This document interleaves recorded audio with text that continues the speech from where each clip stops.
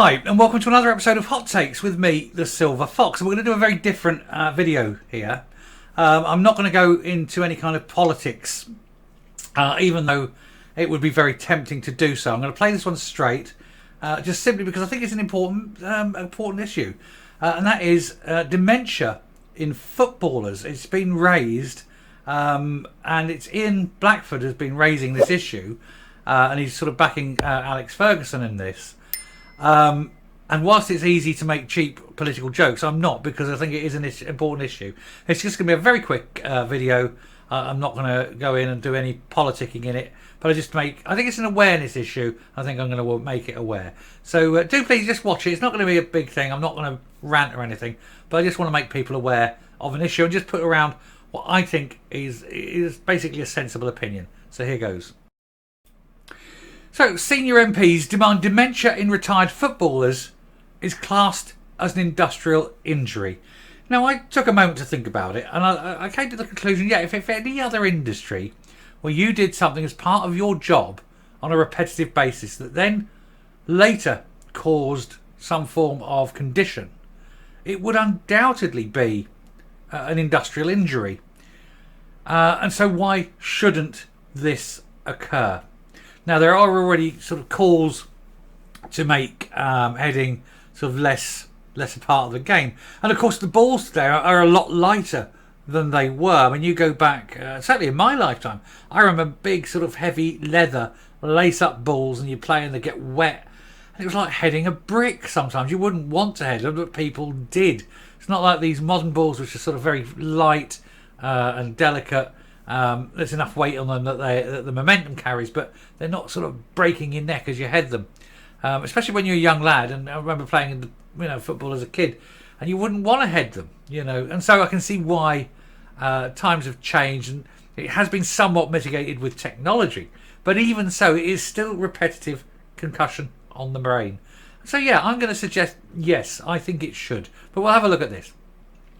Cross-party support for the move is growing after Sir Alex Ferguson backed the campaign.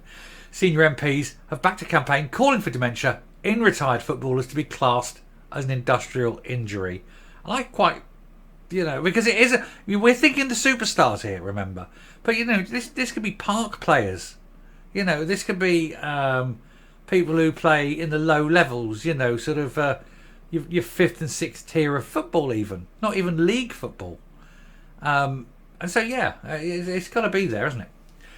Former SNP Westminster leader Ian Blackford will lead a debate at Westminster demanding ex-pros qualify for benefits payments. 2019 study by expert Willie Stewart found former footballers were 3.5 times more likely to die of neurodegenerative brain diseases due to heading the ball, because it's constant, week in, week out. You might do 10, 15 in a match. Labour MSP Michael Mara has spearheaded a campaign for Holyrood to use its devolved social security powers to class the damage done as an industrial injury. And again, particularly in Scottish football, you can be a professional Scottish footballer down in the lower tiers and be on a part-time basis. You see, still, because they just can't afford to do it. You're not talking the millions of pounds. You're not talking, your top Premiership earnings here. So it's. For these people, it could be a lifeline. So, I'm going to go yes with this. The campaign has reached Westminster after Blackford and SNP colleague Chris Stevens secured a Commons debate earlier this month.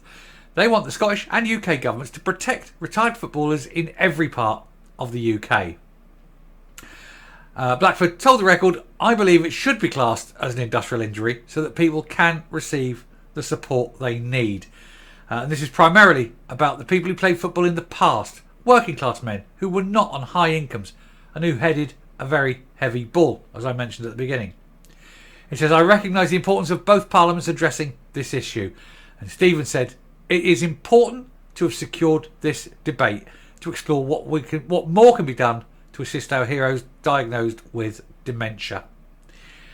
The evidence so far demonstrates a link, and like others, I believe we need to recognise that this is an industrial injury and ensures that access to industrial injury benefits is provided." He said, "I'm hoping the debate receives cross-party support and that we can move forward to support former footballers and their families in receiving the support they need. I think everyone will be behind this because I think there is no argument that can be made against it.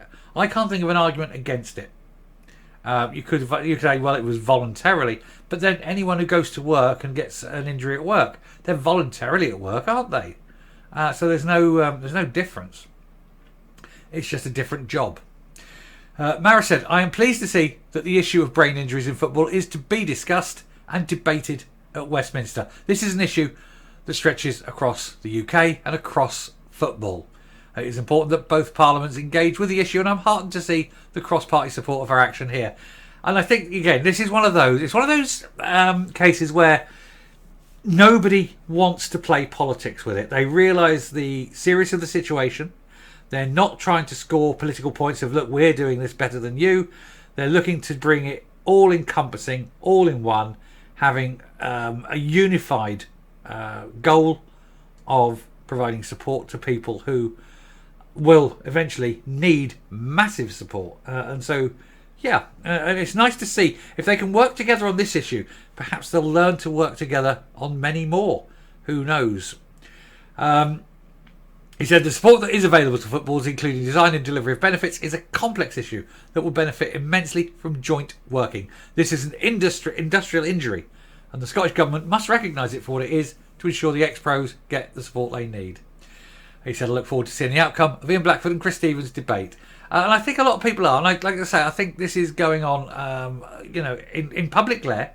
So nobody will want to be seen against it. How could you be standing there saying you don't want to help people who have a genuine, need because of dementia? It'd be pretty heartless. So I think this will be something that will be very highly followed, very highly pushed. Former Scotland managers Sir Alex Ferguson, Gordon Strachan, Alex McLeish and Craig Levin are among the supporters. Their statement read, the evidence is now clear. Former professional footballers are 3.5 times more likely to die of brain injuries, including dementia, than people of the same age range in the general population because of the nature of the sport. Brain injuries from repetitive head impacts have resulted in generations of players being afflicted by this decline in brain function. And we see it, in other sports that involve contact with head contact, rugby especially.